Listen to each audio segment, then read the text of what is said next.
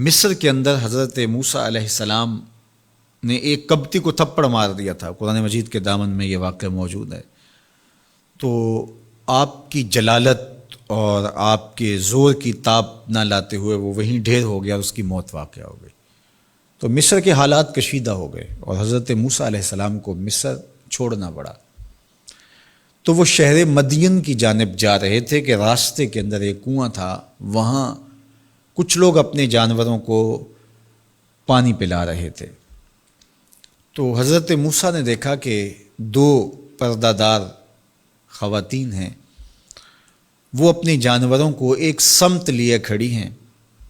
سمجھ گئے کہ مردوں کے ہجوم میں آنا نہیں چاہ رہی، ان کا حیا مانے ہے۔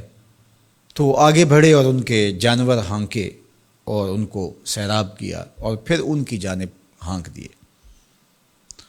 وہ واپس گئیں اور اپنے والد بزرگوار سے کہا کہ ایک سال نوجوان جس کی آنکھوں میں شرم و حیا تھا، اس نے ہمارے ساتھ یہ مہربانی کی۔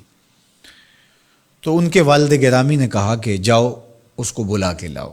قرآن مجید میں اس کا ذکر کیا گیا۔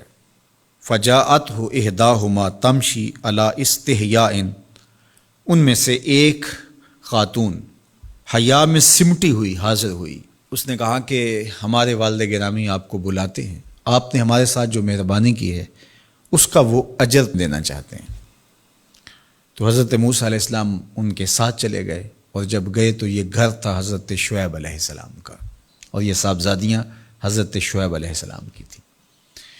تو اس خاتون کا شرم و حیا کے ماحول میں حضرت موسیٰ علیہ السلام کو یہ کہنا اور چل کے اس انداز سے آنا، قرآن نے اس کی حکایت بیان کی ہے۔ تو خدا کو پسند ہے کوئی خاتون حیا کے ماحول میں آئے تو اللہ اس کی آمد کو اور اس کے آنے کو قرآن کا عنوان بنا دیتا ہے، اور قرآن کی حکایت بنا دیتا ہے کہ جو خاتون حیا کے جوہر کی مالکہ ہو وہ اللہ کو کتنی اچھی لگتی ہے۔ اللہ اکبر۔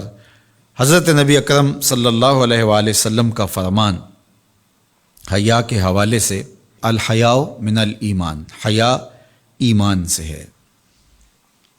تو جتنے بھی ایماندار لوگ ہیں وہ پھر حیا کے جوہر سے مزین ہوں گے، مالا مال ہوں گے۔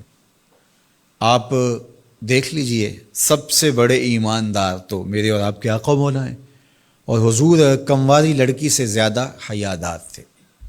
باقی حضور کے اصحاب دیکھ لیجئے، ان کا حیا، اور حضور کی ازواج مطہرات کا حیا دیکھیے۔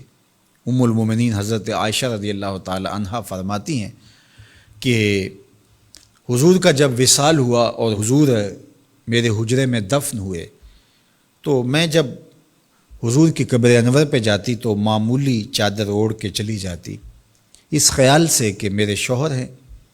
پھر حضرت ابوبکر صدیق رضی اللہ تعالیٰ عنہ کا وصال ہوا تو وہ بھی ساتھ دفن ہو گئے، تو میں پھر بھی اسی حالت میں جاتی اور میں سوچتی کہ ایک میرا شوہر ہے اور دوسرا میرا والد ہے۔ کہا پھر حضرت عمر رضی اللہ تعالیٰ عنہ کا انتقال ہوا اور وہ بھی ساتھ مدفون ہوئے۔ تو حضرت ام المومنین فرماتی ہیں کہ اب جب میں جاتی تو میرا جانے کا انداز مختلف تھا۔ فواللہ ما دخلت الا وانا مشدودۃ علی ثیابی حیاء من عمر۔ کہا اب جب بھی میں جاتی تو خوب اوڑھنی اوڑھ کے اور چادر لے کے جاتی، مجھے عمر سے حیا آتی۔ یہ ام المومنین کا انداز زندگی ہے۔ مخدرات اسلام کو اس سے سیکھنا چاہیے۔ جو قبر میں دفن ہیں ان سے بھی یہ حیا کریں، جو مومنوں کی ماں بھی لگتی ہیں۔ اور آج یہ دلائل دیے جائیں کہ پردہ تو جناب دل کا ہوتا ہے، چہرے کا پردہ تو نہیں ہے۔ باقی کسی کو اپنی آنکھ میں شرم پیدا کرنی چاہیے۔ عورت کو کیا ضرورت ہے کہ وہ اپنے آپ کو ڈھانپ کے رکھے؟ اب ام المومنین کا عمل یہ ہے کہ فرماتی ہیں کہ میں اپنے آپ کو خوب سمیٹ کے جاتی حیاء من عمر۔ عمر قبر میں ہیں لیکن ام المومنین فرماتی ہیں مجھے پھر بھی حیا آتی۔ اور حضرت سیدہ طیبہ طاہرہ حضرت فاطمہ الزہرا رضی اللہ تعالی عنہا نے کہا کہ عورت کے لیے بہترین پردہ یہ ہے کہ اس کو کوئی غیر مرد نہ دیکھے اور وہ غیر مرد کو نہ دیکھے۔ تو جب یہ ہمارا دین ہمیں سکھاتا ہے اور حیا کا یہ سبق دیتا ہے، بڑوں سے حیا کرنے کی تلقین کی گئی، اللہ سے حیا کرنے کی، اس کے رسول سے حیا کرنے کی تلقین کی گئی۔ صحابہ فرماتے ہیں بعض اوقات ہم کچھ پوچھنا چاہتے ہوتے تھے اور حضور کے حیا کی وجہ سے ہم ایک عرصہ تک وہ بات نہیں پوچھ پاتے تھے۔ آج دادا کے سامنے بچے جس طرح بات کرتے ہیں اور جس طرح بچوں سے حیا کا جوہر ختم ہو گیا ہے اور اس کو وہ تہذیب نو کا کرشمہ سمجھتے ہیں اور جدید دور کی کرامت سمجھتے ہیں، یہ دور جدید کی کرامت نہیں ہے، یہ جاہلیت ہے۔ بڑوں کا احترام اور بڑوں کی عزت یہ زندگی کا جمال ہے۔